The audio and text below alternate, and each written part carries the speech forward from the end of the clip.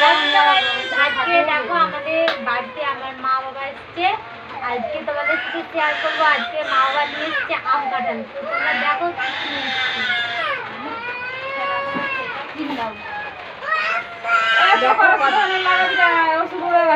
দেখো কত আম দিয়ে এসছে।